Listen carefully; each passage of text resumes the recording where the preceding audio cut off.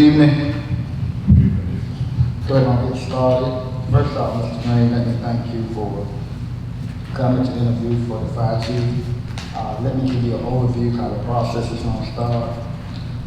First off, we're going to allow you time to tell the committee something about yourself, your family, whatever you would like to divulge to the committee. And after that, we'll be going to the questions. Each committee will ask the questions 2 times, read it 2 times, and then after the second time, then you can answer it. Feel free at any time if you would like to follow up a question that you don't understand. We can just ask for us to follow it up. Also, we interviewed 4 candidates on yesterday. We had 1 to drop out today. So we're looking at 7 candidates. And out of the 7 candidates, we're going to move forward 3, bring before the council. And it would be a majority vote by the council to be selected as our next fire chief. Also, we have a residential ordinance in place where if you're selected as fire chief, you will have to reside inside of Dallas County. That's part of the ordinance that the council did several years ago, requiring all department heads to reside within the city. At the end of the questions, if there's anything that you would like to ask the committee, feel free to ask us anything to follow up. Okay? Right. So what we're going to do, we're going to get started with you introducing yourself, giving us some information about yourself, and then the first question will come from Councilwoman Thomas, and then we'll move forward. Okay. Thank you, sir. Thank you. Tell us a little something about yourself. All right. You can use the mic.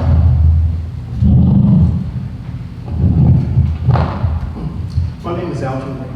Currently, I'm 47 years old. I spent most of my life living in Selma, Alabama. At a younger age, I moved to Ohio. Lived there for about 8 years, but after that, I resided back in Alabama.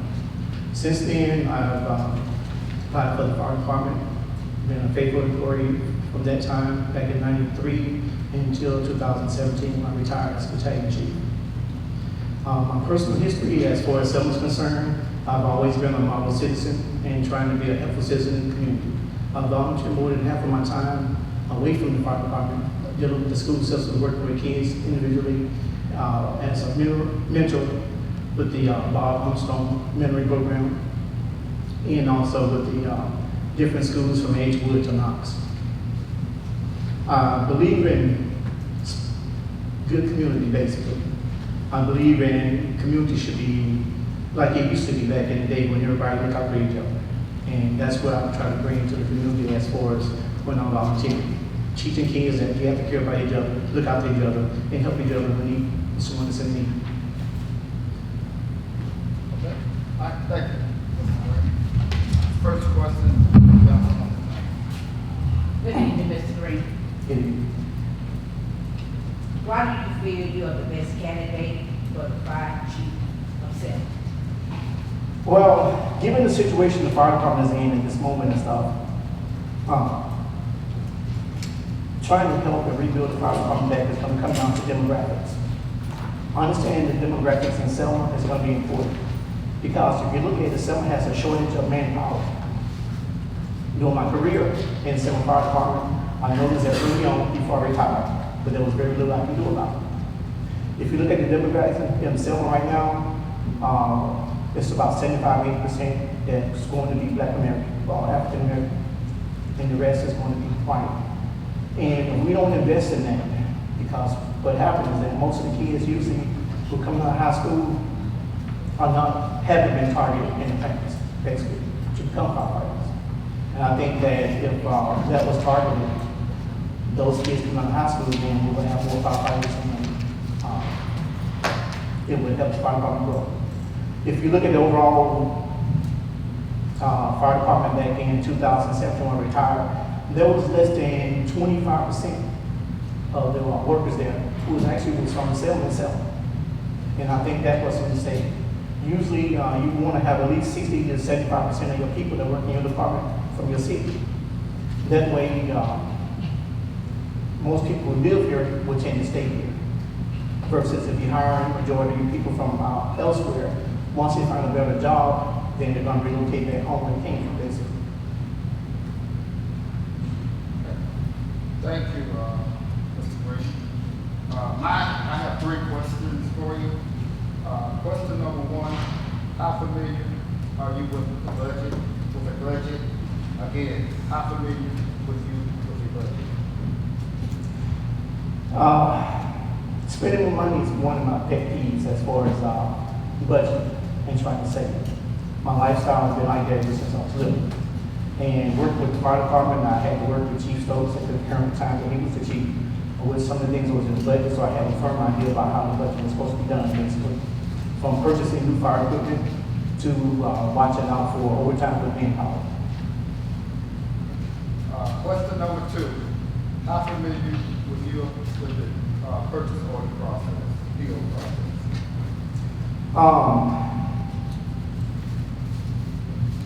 Quite familiar for the most part.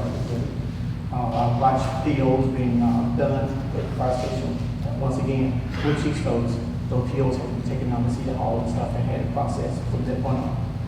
Once those POs are finished, you'll get a copy back to us, your budget, so you can put it in there and your item that you purchase, basically. And my last question is, in your opinion, list the 3 top priorities issues facing the Selma Fire Department based on what you have observed in the Selma Fire Department. Indicate which issue you have is most disturbing and require immediate resolution. The 3 major factors that you have observed that the fire department is not facing. The first major factor I observed is safety. Safety being that with such short manpower, you don't have enough manpower for rescue missions. And that's a huge safety to the fire department. Not only rescuing the people who are in need, but rescuing your own fellow firefighters if they're in need. Generally, some studies have said that in order for you to rescue a firefighter that's actually trapped within an emergency situation, it would be somewhere between 10 and 17 guys to excavate the guy from an emergency situation. But with the Selma Fire Department having such low manpower, that's an issue. Also, that's an issue because if you have a second, third alarm fire, you don't have the reserve firefighters often be called in for manpower also. That's a huge issue. The other issue is with the safety is that the guys are still doing internal firefighting, which is dangerous because you don't have the manpower just in case someone gets hurt. Right now, there should be an issue about changing the fire tankers on how to fight fire, basically. Most of it should be done from the outside for right now until you get the manpower back up to keep anybody life from being in danger. The other issue I'm looking at as a problem, the second issue would be equipment. Prior to me retiring from the fire department, I do know that there was a lack of equipment and outdated equipment, basically. These equipments were very important to firefighters. One issue I know of was the air packs. Those bottles had expired somewhere around 2017. If they're still using those bottles, that's a huge hazard. Third would be the budget. Getting the budget back in order to where it'll work for the Selma Fire Department would be my third issue that I see. Thank you. Selma Fire Department has experienced a decline in its ISO rating. As fire chief, what steps will you take to improve the ISO rating? Selma Fire Department has experienced a decline in its ISO rating. As fire chief, what steps will you take to improve the ISO rating? Currently, investigating the ISO rating, I learned that most insurance companies have moved away from it because the ISO rating doesn't represent certain policies or certain things within the system itself of the insurance company. And I'll give you kind of an example. You might have one that's an ISO rating in this town, which we had once before. All right, but the major fires we had in this town was a lot, and a lot of claims have been made. So fire departments have kind of went away from that to doing like they do with automobiles, basically. If you have a lot of automobiles accident in a certain area code or a certain zone, then they base that rating off of that for the most part of it. So, like, say for instance, if you live in Alabama, your insurance, the auto insurance will be cheaper because there's not a lot of major accidents. Versus if you live in a metropolitan area like Atlanta, where there's an accident every 15 seconds. So that's one of the things that some of the insurance companies have been looking at. It's been documented, and I don't know if the insurance company in this particular area does it at all, but it would make sense because if you're paying out more claims and you have one for household rating, the insurance company's not making money, they're losing money still. But as far as the rating goes and how to fix that is equipment. ISO ratings, they look for special equipment on the each truck, how many trucks you have, they answer call. They look for the manpower that you generate per call that you have, and they look at the date of the operation of the equipment that you have, as far as how long it's been in service.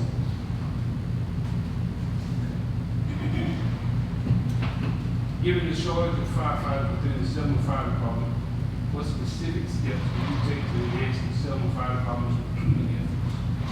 Given the shortage of firefighters within the Selma Fire Department, what specific steps will you take to enhance the Selma Fire Department's recruiting efforts? Two things. I'm just fortunate enough to have two friends. Excuse me. Two friends who I've been networking with to look into doing a cadet program, basically, on a high school level and on a level where if you're out of high school to the age of 24, basically. We talked about it. Those plans are very adamant to where it's doable for the most part of it. One of it was have a cadet program started at high school. A close friend of mine, he's the career tech at some high school. Then working with him, we can start that immediately. So that when kids coming out of high school will have a job offer, basically, if they make it through the program. The ones who are out of school, same thing, working with Career Link here, the job market down here on Ward Avenue. That's a program that we can set up with them to try to also recruit people for the short term, basically. The high school will be long term, so future kids coming out of high school will be looking forward to having a job in the fire department. But short term, to get things back on track, I would do a recruit program through Career Link. Mr. Green, first of all, let me thank you for your service in 24 years in Selma Fire Department. Thank you. Thank you. Do I need to repeat that? Did y'all hear what I said? Okay, good. Thank you. Mr. Green, in order to successfully manage the Selma Fire Department, would you list the essential skills and knowledge you have demonstrated on prior assignments and projects? In order to successfully manage the Selma Fire Department, list the essential skills and knowledge you have demonstrated on prior assignments and projects. Though my career as a battalion chief, one of the reasons why I was really motivated to become a battalion chief was because of my skills and knowledge. Coming up through the fire service, I've seen a lot of things that could be corrected. One of the things that was helped correctly as I came up through the fire rank and made it to battalion chief was the 2 in and 2 out program. That's for the safety of all firefighters. You have to have 2 guys out versus having 2 guys in on emergency scene, basically. Other programs and other things I've done basically was to make sure that the guys was well trained. Unlike other battalion chiefs in the past, I've actively trained my firefighters under my command myself, basically. That way I was aware of what they did know and what they didn't know, for the most part. I think my leadership skills are above and beyond the average. I go out the way because I care about what I do. I convince my guys that caring about what you do is the way to be as far as being firefighters. Other skills I have by taking classes basically for leadership skills, basically. I've had speech classes. I've done other things to try to improve myself in the past. Thank you. How important is teamwork from a fire chief's perspective? How important is teamwork from a fire chief's perspective, from a fire chief's perspective? I always place safety first. Second will be teamwork, because that's how you get things done.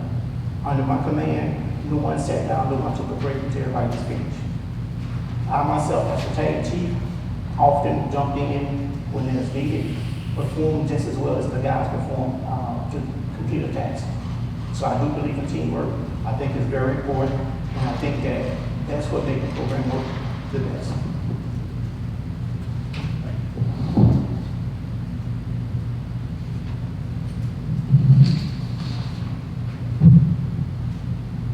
All right, Mr. Green, how are you today? How do you? All right, all right. Upon notification of fires within the city zones, describe the interaction that take place between the fire chief and the battalion chief. Upon notification of fires within the city zones, describe the interaction that takes place between the fire chief and the battalion chief. All right, during normal business hours, the fire chief is always aware of what's going on because he's on duty at that particular time. If he's not present and is unaware of what's going on, the first initiative is to the battalion chief to actually make the fire chief aware of what's going on basically. Given the status or the situation of the fire emergency call, it's up to that fire chief, basically whether he come and be a part of that scene or whether he trusts the battalion chief or to handle that problem or not.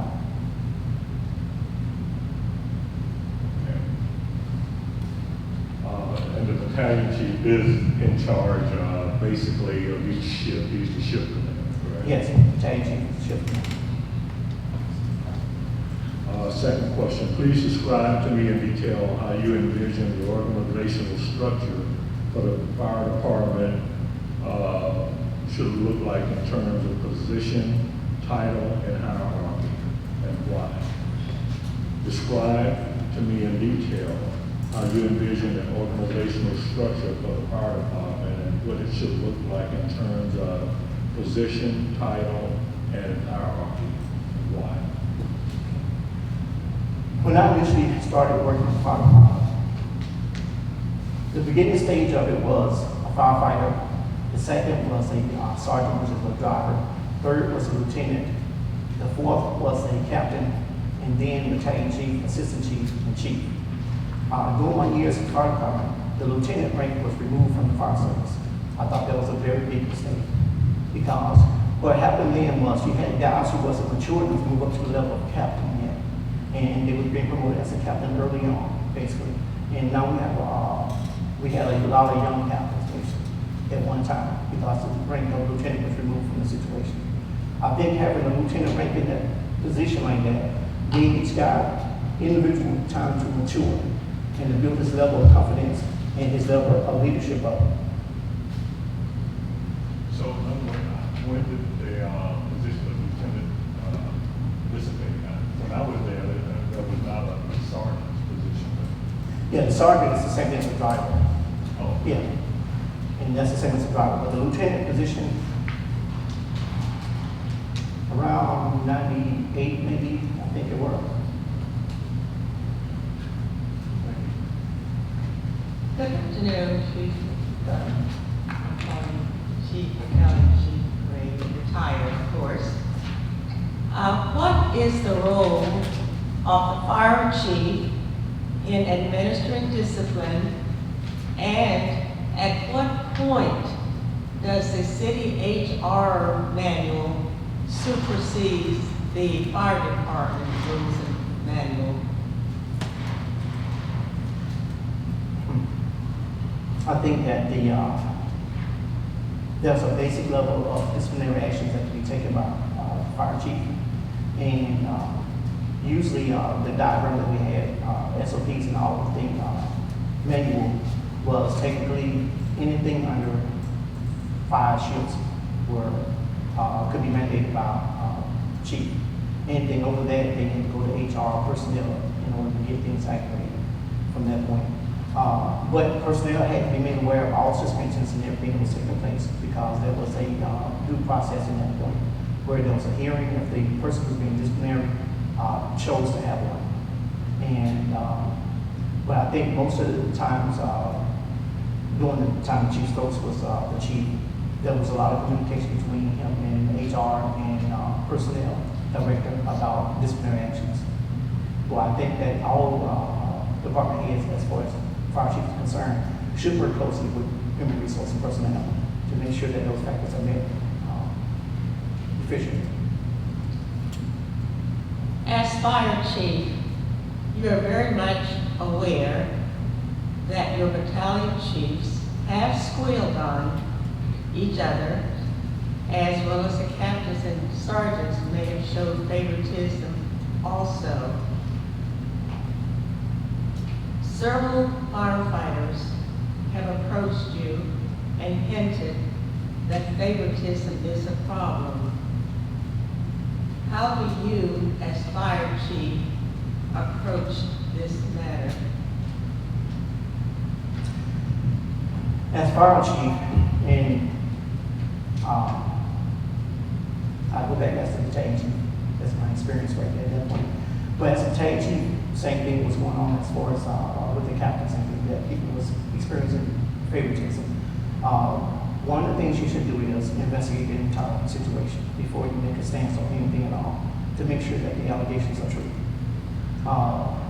Initially, you will want to contact the battalion chief to talk with him about if anything's going on, to see if he has any knowledge about it, without divulging any personal information as far as the person name is bringing those facts forward at that particular time.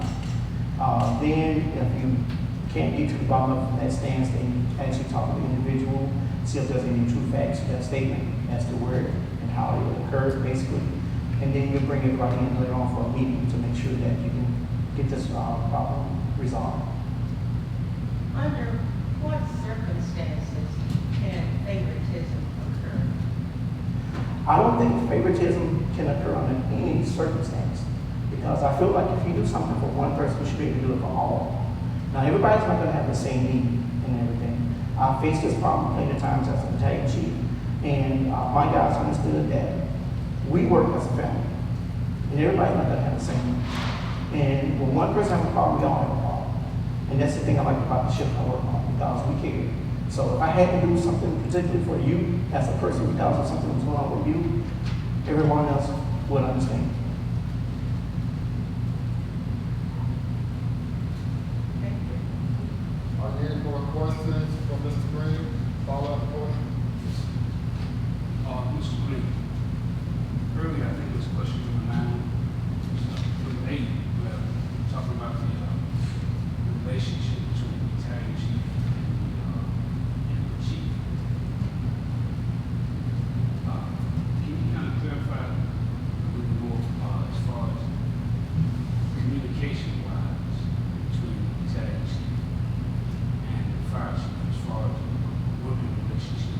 Just that communication between those two, whether it be on the fire scene or at the station. As a chief, your main officers that's going to be handling the job and handling the department for you is going to be your battalion chief. Communication between you two is very important, basically, because they're going to be your eyes and ears about the department when you're not there. They're going to be your eyes and ears about fire scenes when you're not there, basically. If there's a broken form of communication between the two, then you're going to have a problem within the department itself. I think it's very important that a chief will have really direct, good communications with the battalion chief, basically. Once again, I can speak from my experience and everything, dealing with Chief Stokes as the chief at the time and everything. We had strong communications, what I can call them any time about any problem that was existing like that. I never took a problem, and no matter how small I thought it was ran by him first to let him know that the problem did exist and everything. Even though I did handle the problem, he were informed about what was going on. And I think that's the way the relationship between the battalion chief and the chief should be. Just one more. During your tenure there, was there, in training, was there ever an organizational chart placed? I don't know, with the department, you said fire department. Was there an organizational chart? Could you clarify the organizational chart? Like at the top, you got the chief, and then you got under the chief. In different classes, they go over that particular chart, who's in charge, who falls under the battalion chief, and the lieutenant, the captain, lieutenants, firefighters. Now, I'm just wondering if there was any type of training class that talked about Well, theoretically, when you first start fire college or in fire training, the chart is covered. Once you enter into the program itself and become a firefighter, then the chart is pretty much understood. It's never really posted. With the department being as small as it is, basically, everybody knew the right position and how their position is supposed to perform. We was given evaluations, and on those evaluations, each person had their unique skills that they were supposed to be able to perform in that particular rank. All right, any other questions? Mr. Green, you retired in 2017. Yes, How old were you then? I was 45. Oh, I think that was something like that. Why did you retire at such an early age? Well,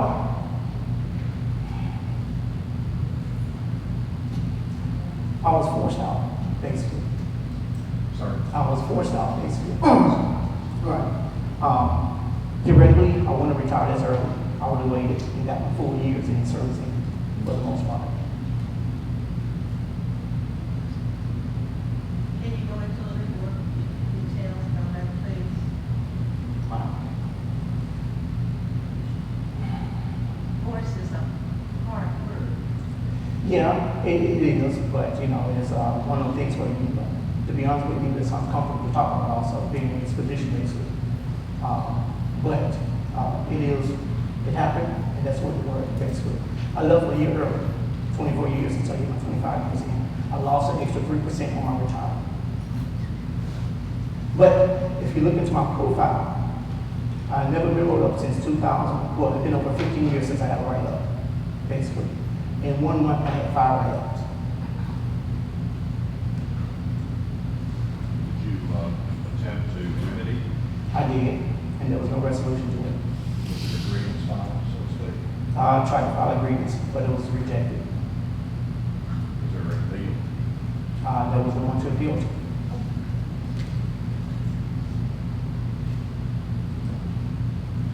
Well, I just have one follow-up question to that. Is what has changed now that you might want to get back into this organization after you forced out? Well, the thing about it is that I do have a love for the fire service. And I feel bad because initially when I first had an opportunity to apply for the fire chief, I didn't give it my best try or my best example of trying to be basically. And I have a lot of friends who have lost their jobs basically over the years that I've retired that probably will still be working with the city fire department. You have a lot of guys who was loyal to the city of Selma and who will still be here. And I feel like if I came back, then I can bring that loyalty back to Selma also and get it back to where it was. I think if Selma had a chance of surviving this, then I would be a better chance of making them survive because I do have a strong communication with the community. I work with a lot of different people, with different agencies, from local law enforcement to the FBI, from high school principals to the kids that go to that school. So I'm well connected with the community. And I think that with that connection and with given the demographics of the way things are, and when we understand that, then I can actually turn the fire department back into what it used to be. With being forced out, how do you think you would be received by the current employees of the fire department? On the lower level, captain on down, the issues between them and myself was we had no problems. Technically, was a forerunner the last time that the chief position came up. Majority of the department, was really behind me about being a fire chief. In every situation, you're gonna have one or two that's not gonna be satisfied with something. But for the most part of it, I had the overall backing of the majority of the fire department, basically. And the reason being is because I work well with people and I understand how things come up and stuff. And if you don't keep that small town effect with the place like Selma, the fire department, basically, then that's when you lose all the loyalty that you'll get from the guys, basically. Any other questions?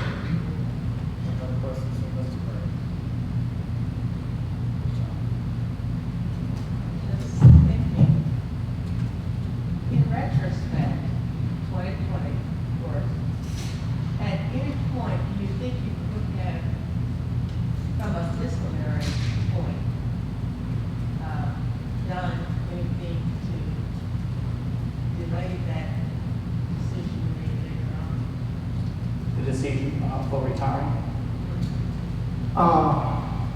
No.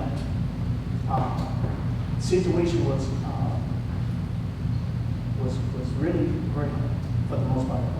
And I understand my place in this world and stuff, and I'm not the one to try to fight something that's bigger than I am when I know that there's a better thing. And also, I look at it this way right here. You know, I had other things in life I wanted to do at the time. It gave me a chance to get that experience and do some of the things I wanted to do, and then they've been done. And when I heard about the problem that the city has about hiring a fire chief, you know, this is my hometown. I relocated to Georgia, but this is still my home. And if my home needs my help, and I think I can help, and I'm coming back to help. Did favoritism at all play a part in your deciding to retire early? No.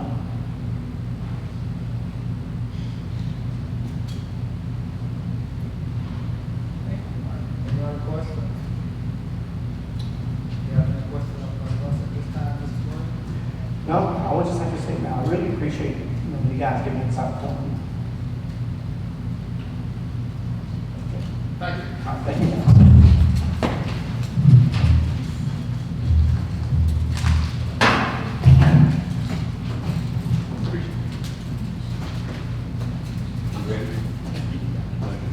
Yeah. That's good.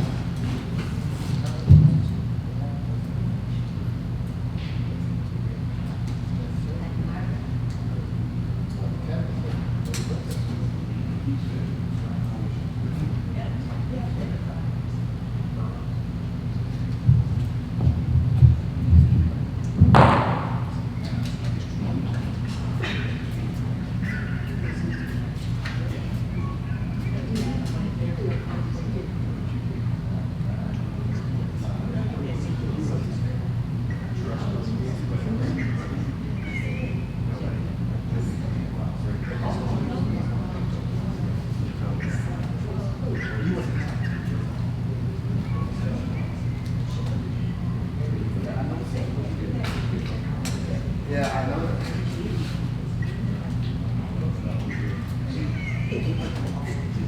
Thank you.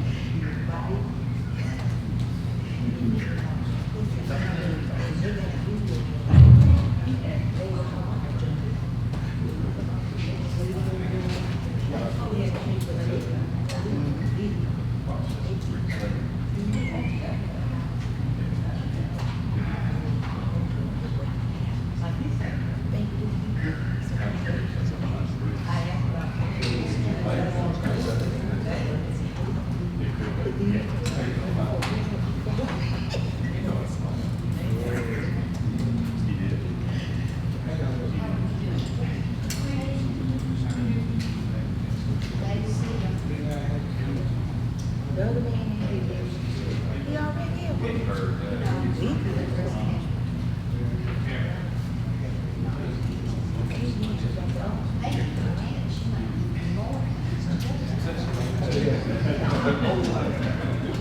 Process,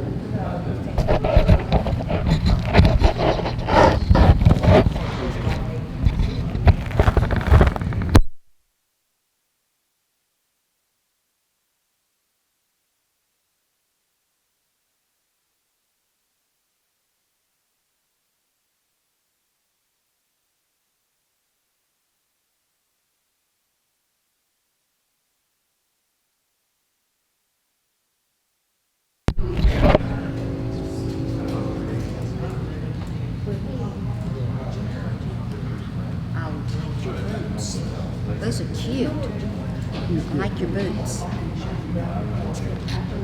They are cute. Man, y'all have been on the move. Did the kids go with you to Birmingham?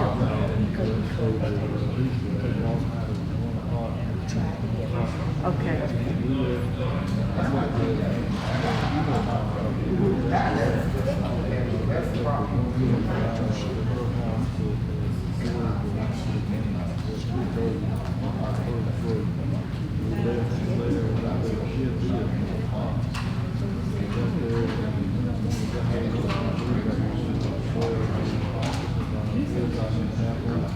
I'm sure you need it.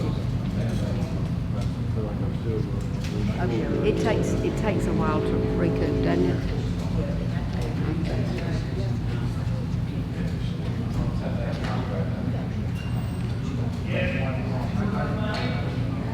Okay, so that one guy dropped out.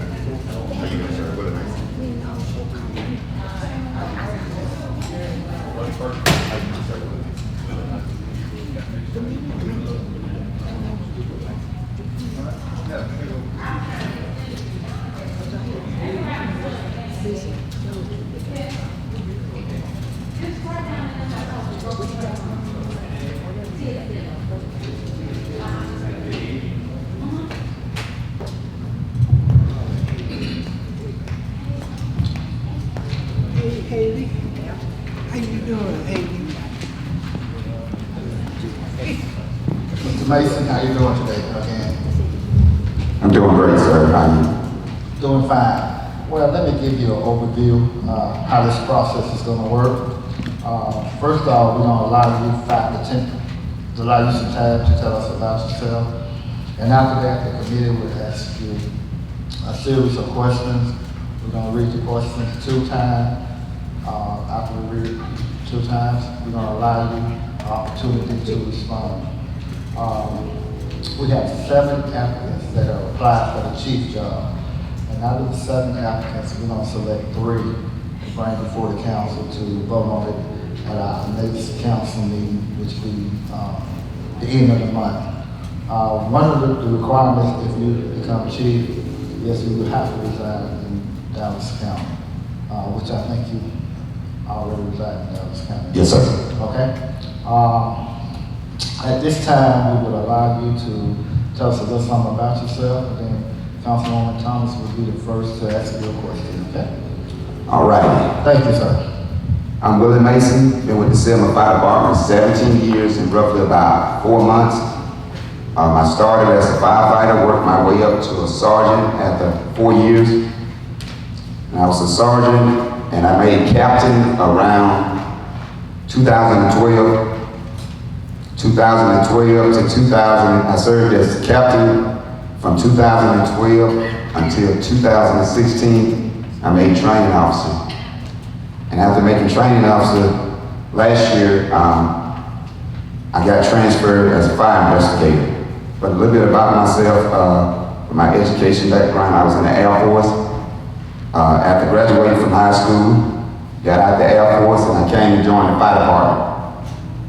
For a while I had started back to college, so I started back in 2013, got my associates of fire science from Columbia Southern University, and then I went to Wallace Community College, Selma, where I got my associates of arts and science, where I worked on a lot of things out there. I actually ended up winning the James Mitchell Award, in which they flew me to Washington, D.C. We actually wrote a paper for Explorer Frontier. We ended up winning an award in Washington, D.C. And after graduating from Wallace, while still working at the same time, I enrolled at Troy University with a degree in business with a minor in human resource. Graduated from that, been serving in the fire department, from training to investigation to even assisting on some fire chief duties. I just, been doing a little everything. That's basically my background. Thank you. Councilwoman Thomas. Good afternoon, Ms. Mason. Good afternoon, Ms. Thomas. Why do you feel you're the next candidate for the fire chief of Selma? First of all, it's my commitment. I'm committed. I never stop learning. I'm dedicated, honest, and I will serve the city of Selma, and I will do a good job. I'll continue to work and develop because I know there's always room for growth. And also, people person. I believe in taking corrective criticism, whether it's good or bad, and I'll be the best candidate because Ryan Smith knows if I accept any position of leadership, I know I'm asking for trouble. And that just comes with the territory. Every president has felt it, every champion has felt it. That fear, it's just a natural learned instinct. But the way I work and with my education and training and never giving up, I was able to overcome a lot of those fears. And that will make me the best candidate. Thank you, Mr. Mason. I have 3 questions. First question would be, how familiar are you with budget? Well, I have no minimum experience in budget, but I have worked on a few projects along with the fire chief writing budgets. And I did go to college and take a 4-month class and learn how to use Excel and Word processing to work budget. And my degree in business pretty much worked with budget. I did a lot of things in school and college working with budget. I know how it works, I realized that, hey, you gotta know what you got coming out, what you got going in, line item budget. You got to learn expenditures, credit, what you can and can't do. You just can't move things around. And also, most important thing, I know you gotta be a good steward over the citizen money. You just can't spend it, you can't make a quick fix with it. It gotta be drawn out and you just gotta watch it, you gotta revise it, and you gotta take good credit. But to answer your question short, the minimum experience, but I educated myself in it thoroughly. All right, thank you. Question number 2. How familiar are you with the PO process? I'm very experienced with the PO process. As training officer, I did a lot of POs on the process from starting developing them, getting the quote, getting it down to City Hall and going through the process. So I'm very familiar with it. Been doing them now for over 3 years. Okay. All right. My last question, in your opinion, list the 3 top priority issues facing the Selma Fire Department based on what you have observed with the Selma Fire Department. Indicate which issues you find most disturbing and require immediate resolution. Again, in your opinion, list 3 top priorities issues facing the Selma Fire Department based upon what you have observed with the department. Indicate which issues you find most disturbing and require immediate resolution. The 3 problems that you see that's hovering over the fire department. The most important one is manpower. You know, a lot of guys are working 48 hours, and we all understand we have family. And sometimes you're at work with family problem after being gone for 48 hours on, 24 hours for a period of time. It wears and it tears. And I've noticed, you know, from talking to some of the employees after working 48 hours, you know, they have personal problems. It just really affects them mentally. And sometimes you're out of it with personal problems after working 48, 24 hours. So that's the number one problem. The number two priority is really a STEM problem. The root problem is the manpower. It's stemming over from job satisfaction. You know, job satisfaction is that, you know, they're not satisfied being away from their families, not able to attend events, not able to have a family life. Because what are you without your family? You can have anything else, you know, God first, your family, but that's stemming over. The third thing, and everybody complains about this thing, money. That's an external motivator. Money is an external motivator. You pay me, I work. And the reason money is affecting us so bad is because other cities around, we're just not able to compete with the salaries. And the retirement system has changed from a tier 1 to a tier 2. So if you got an 18-year-old kid coming in to apply, now he's 43 and not making as much money, and he has to wait 17 years later until he's 60 to draw his retirement. So they're saying, why would I be a fireman if I can go out and make money, railroad, other places? I can get my Social Security at 62 anyway. As somebody noticed from talking with guys and different things like that. The salary, people are just jumping forward, and with the third thing, like I said, the tier 2 plan has changed, and people just not looking at it like that with the money problem. Well, let me have a follow-up question. How much do you think the EMT program in the fire department would help? It would help tremendously. You know, it would bring in revenue, but that would actually be a long-term goal. First of all, you have to get everybody trained. You have to get the vehicles. You know, you have to get everybody up to part of the protocols on everything. But that's one of the long-term goals that I think would be great on getting that up, but it's not something that's going to happen overnight. And if you try a quick fix, you know, you got to be weary of quick fixes that won't work, but that's something you can slowly develop, looking at a 5-year mark going into a 10-year mark. But it would help tremendously on generating revenues as far as going to reg. And the insurance company, you can just do a signature slip on it, and being an EMT, insurance company will actually pay $300 or $500 to the fire department because they refuse to go just by going out and signing that paperwork. Thank you, sir. Yes, sir. Selma Fire Department has experienced a decline in its ISO rating. As fire chief, what steps will you take to improve the ISO rating? Selma Fire Department has experienced a decline in its ISO rating. As fire chief, what steps will you take to improve the ISO rating? Well, actually, factual, I worked on the ISO rating. I was part of it. It didn't decline. It actually increased from a 4 to a 2. The lower the number, it's the higher the rating. If it's a 10, it's worse. So we went from a 4 to 2. And normally ISO insurance companies come in every 10 years. So it wouldn't actually, if it were to decrease, it wouldn't decrease to a 10-year period because they normally come in every 10 years.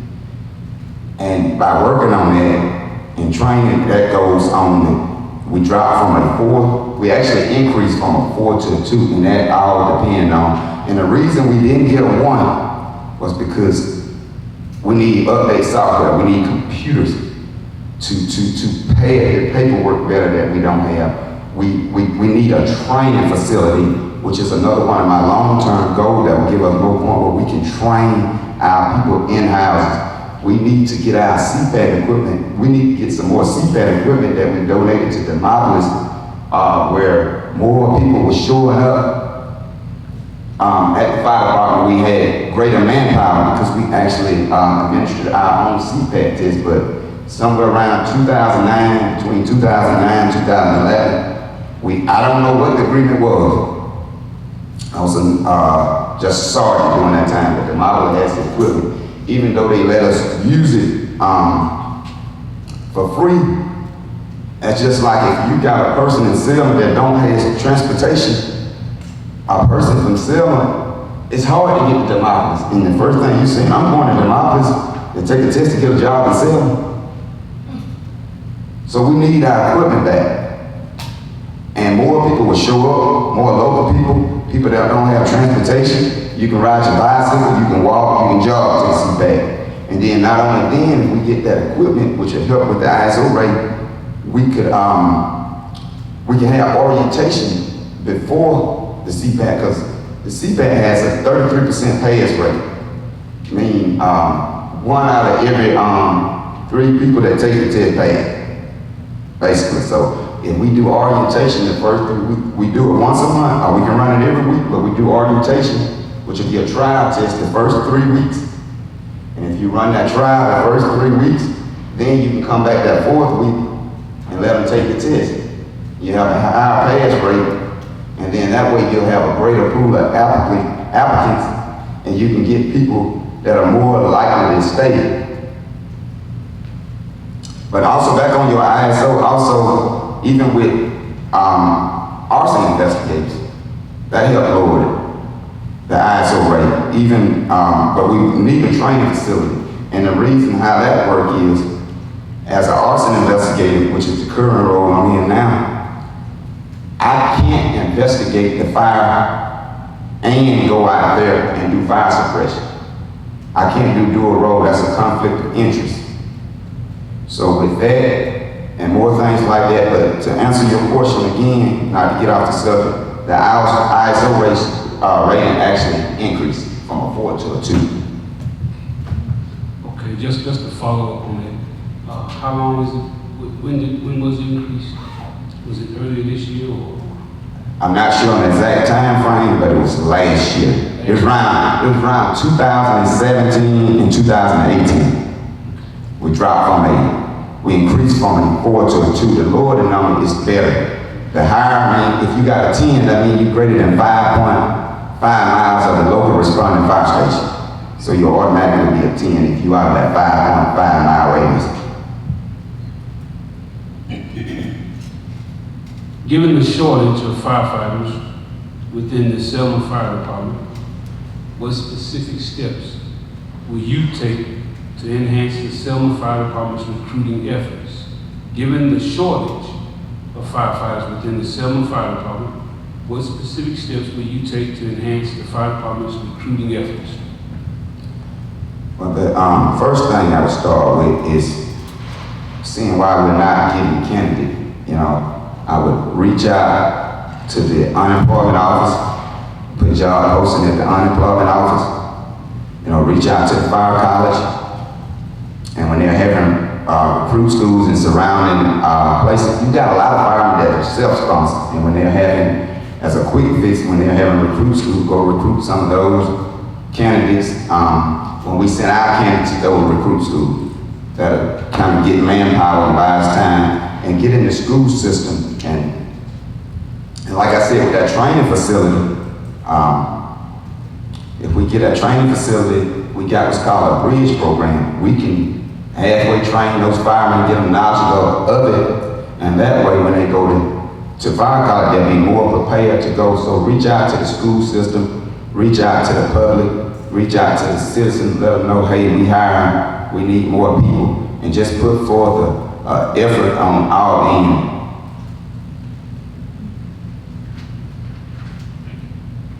Chief, in order to successfully manage Selma Fire Department, I'm sorry.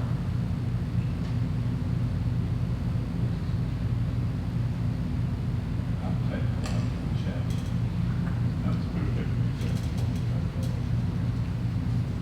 Can you all hear me back there? Okay.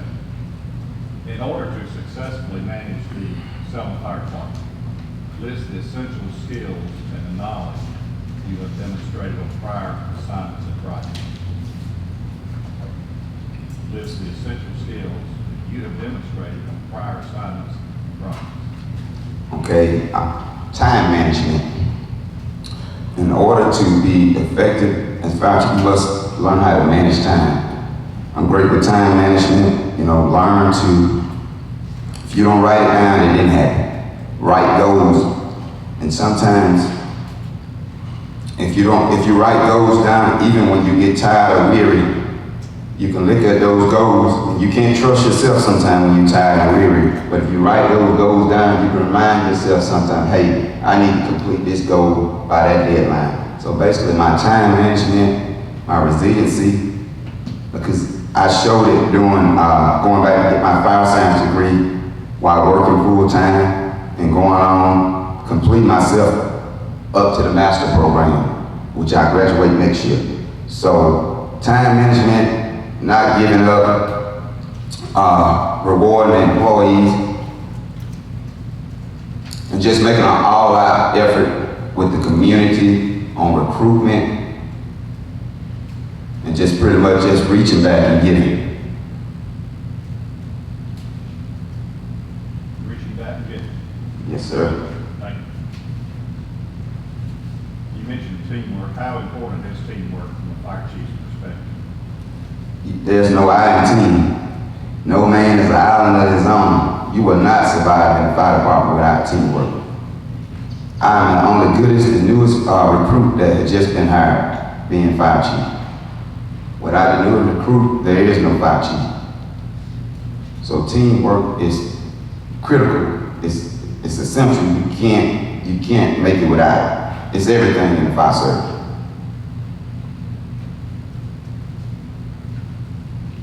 Follow up to my own question, how do you build teamwork? You build teamwork by educating first. You educate your people on the importance of teamwork. You also build teamwork by working together. You build teamwork through respect. You build teamwork by being a leader first. A leader leads by example. Not do as I say, do as I do.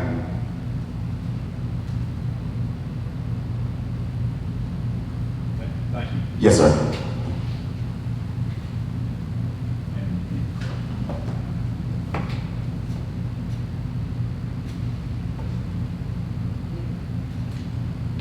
All right, it's amazing.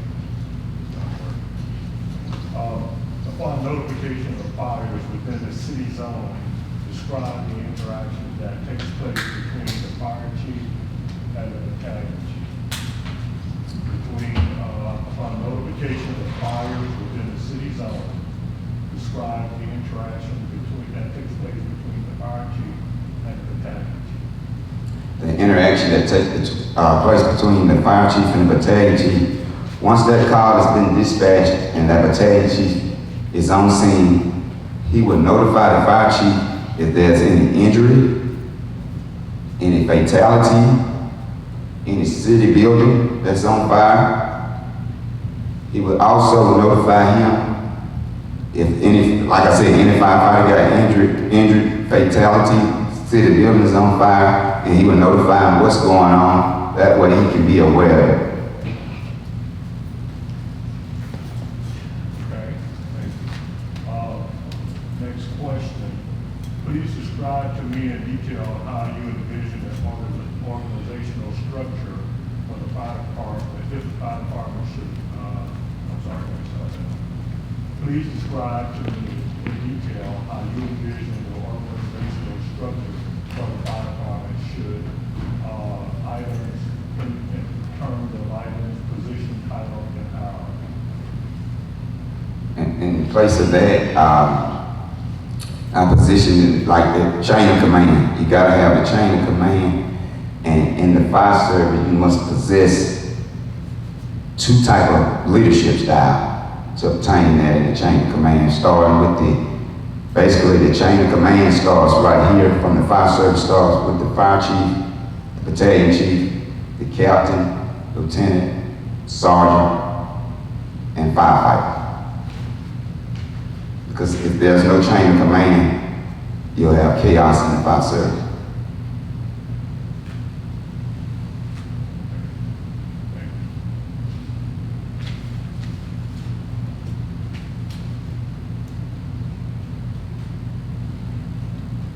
Yep.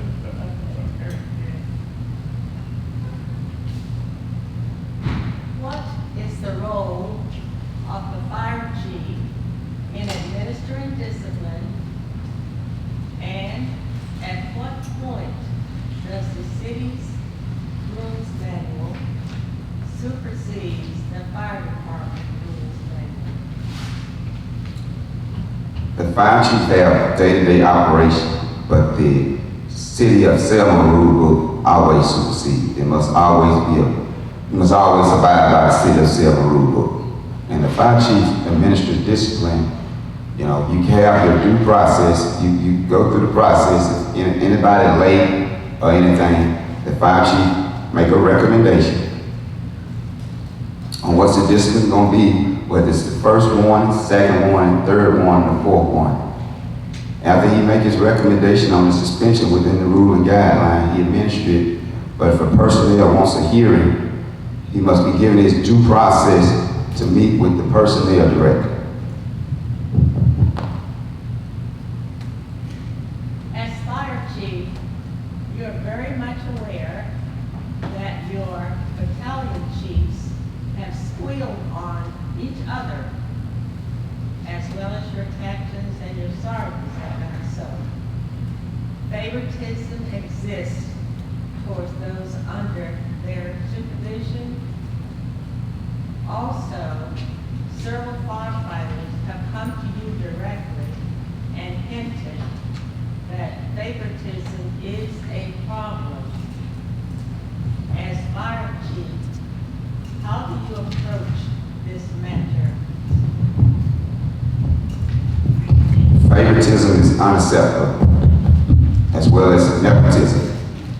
You know, there's no room for favoritism. But how I would address that, if people squeal on each other, I would get to the bottom of it. I would nip it in the bud, and then I would get my people training on it. I would educate them on favoritism. But once we get to the bottom of it, we will give the appropriate discipline to let employees know that will not be tolerated.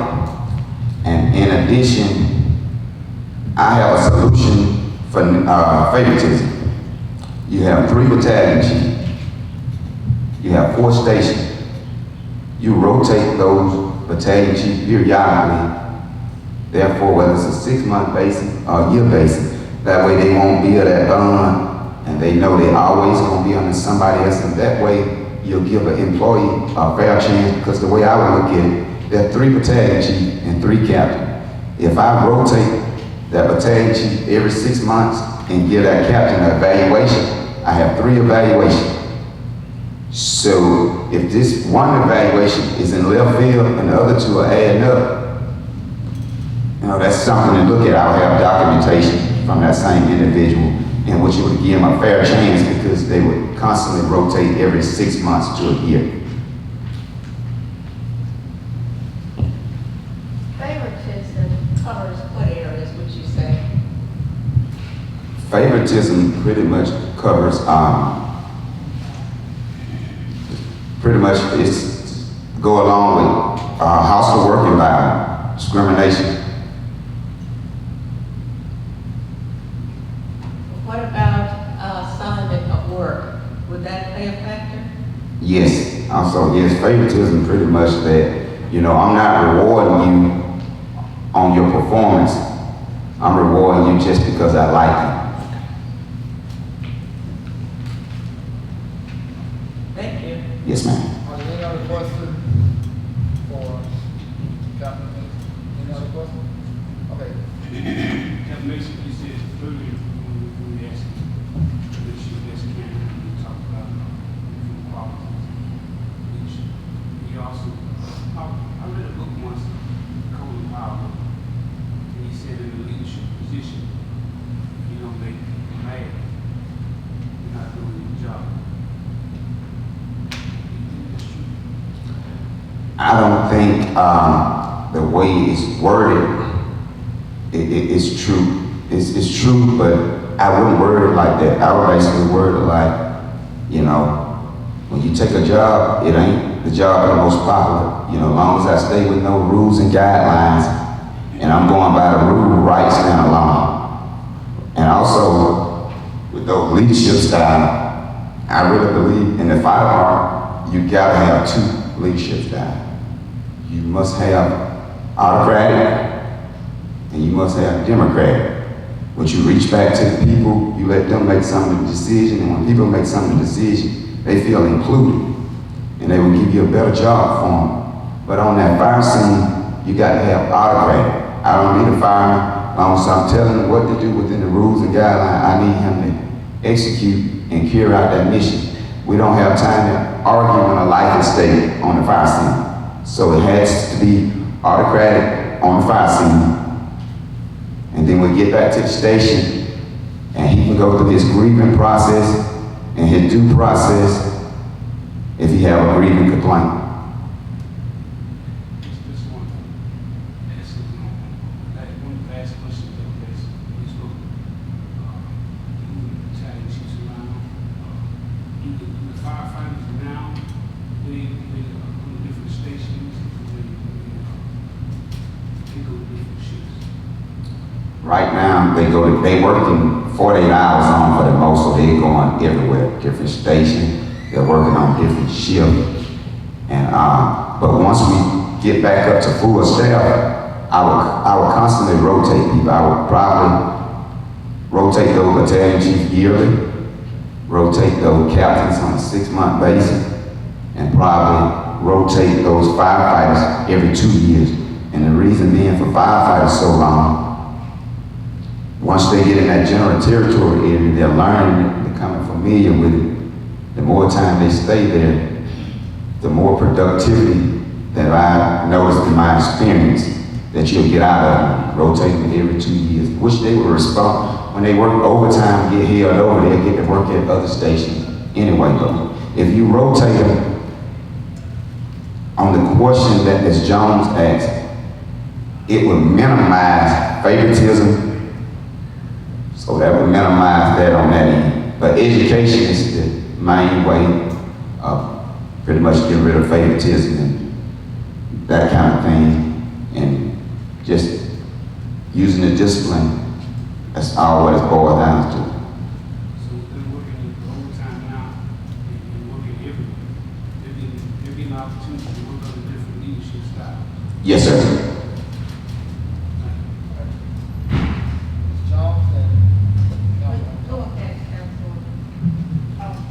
Mr. Mason, starting as a firefighter, how does an officer move from that position to chief, starting with fire? Starting as a firefighter, how you move from a firefighter to an officer to a chief. Basically, you have to, when you start as a firefighter, you go through fire college, you have to pass the minimum standard training, which has been reduced now to 9 weeks. During that training, you will obtain your firefighter certification 1, you will obtain your hazmat A&O, which is awareness and operation. And after being in that position, coming back from training, if you do good, you got good evaluation, you come off probation, you get a chance to take the sergeant test after 2 years in that position. Once you pass that sergeant testing, you get selected off that eligible list, you get promoted to sergeant. After being a sergeant for 2 years, you're eligible, after being sergeant for 2 years, you have to pass your apparatus class, which is being able to drive the fire truck and pump the fire truck. You have to pass the area class, being able to operate the ladder truck that we have. You have to be familiar with extrication tools. Those are the tools that we cut people out of cars with. And then after that, you would go on and make lieutenant. Once you make lieutenant, the next step is captain. Once you've been in a lieutenant position for 2 years, you pretty much go take more classes. You have to take Fire Officer 1. And once you take Fire Officer 1 and all your NIMS classes, after 9/11, the federal government came out with a mandate that we gotta use plain English on the radio. So you gotta have all those classes, NIM 100, 200, 700, 800. And if you wanna go even further, you can get 300 and 400. So once you go through that training, you get promoted to captain. After being a captain, the next step is once you become a captain for 2 years, it's the battalion chief card, which is 108. And after being 2 years, and then now the council has appointment power to appoint the battalion chief. So all the candidates, if they meet the qualification and have the right amount of experience, council get to select them for that position. But you can overall become fire chief. The way it's written on the last job applicant we got, that if, you know, anybody, you can select anybody, the board can select anybody if they meet the qualification, as long as you're certified as a firefighter. So you can go from firefighter to fire chief as long as you meet the qualification. Okay. Hello, Councilman. You have a follow-up?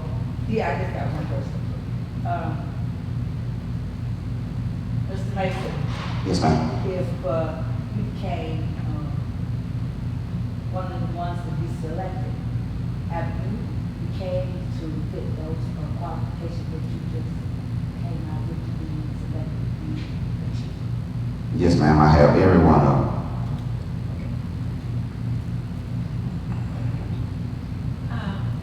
You were asked about essential skills and knowledge that you have demonstrated.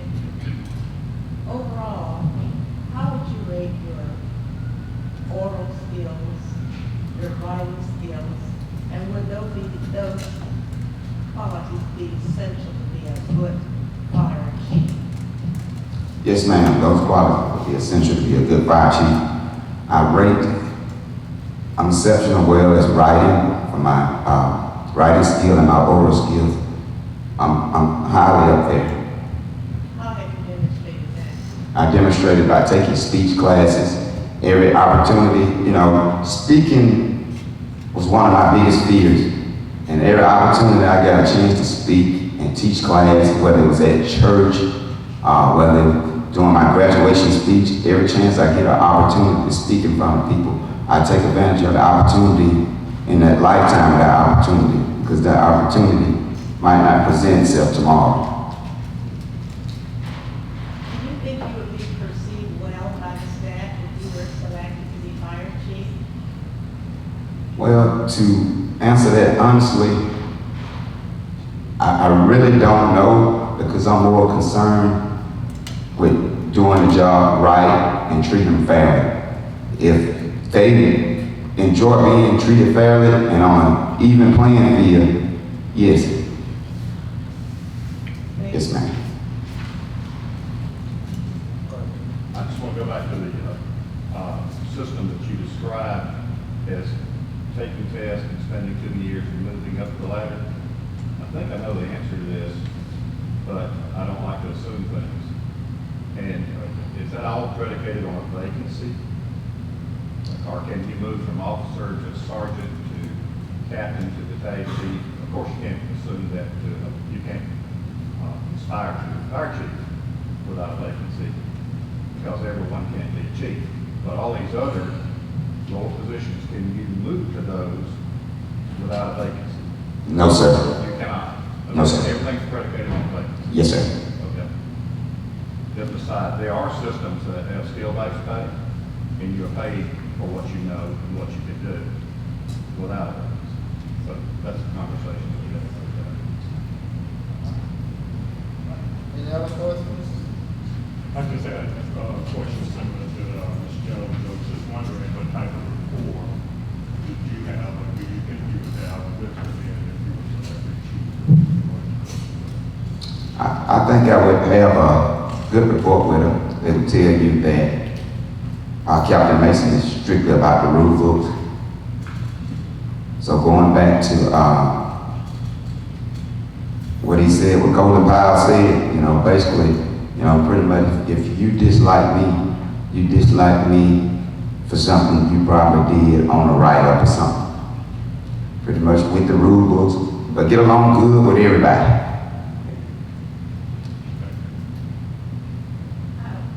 Currently, how would you rate the rapport within the Selma Fire Department? As in report, as in, Rapport, attitude and being glad who they are being supervised by, et cetera. I think the report is pretty good with the people they're being supervised by and working together. I think the biggest downfall is working the 48 hours. But just for us working together, people work together well, get along well, it's just those 48 hours, that's pretty much in the bad report. Any other questions? Is it possible,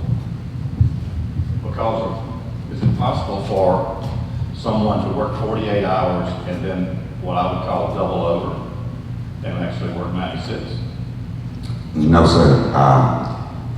You got federal laws in place, after 48 hours, pretty much you could be tired, wore out, because you can't dictate when you're gonna have the fires or anything. And that's when an accident is bound to happen, and it'll be a liability on the city and that supervisor for allowing them to see that many hours consecutive. I've worked a polling place in one of the fire stations a couple of times, and I believe one of the captains there told me he had not been home in 4 days. So I just wondered if that is possible. As far as federal laws, there may be federal laws regarding fire protection, police, public, but I'm not aware of a federal law that would prevent somebody from working more than 48 hours.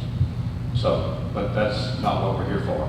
My real question was, do we ever push this thing so far that it is patently unsafe by someone not going home for 96 hours? Yeah, we used to, when I started around 2001, 2002, 2004, we used to work 6 and 7 days in a row. We have done it for a while, especially, during emergency times, we can't go home anyway. So if a hurricane or something, we stay over 7, 10 days in a row. Thank you. Yes, sir. Just to add, but you do have the opportunity to lie down on the bench, am I correct? Sir, yes, you had the opportunity to lie down and rest. Any other questions at this time? Mr. Mason, you have any questions of us? No, sir, I appreciate the opportunity. Thank you, sir. Yes, sir.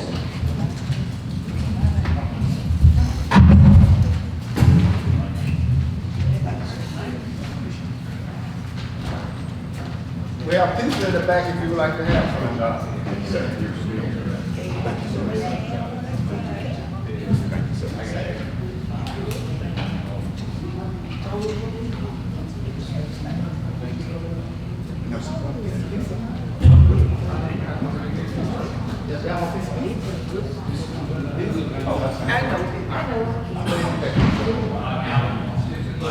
Hello, wait. Anybody want pieces? Yeah, come on, come on.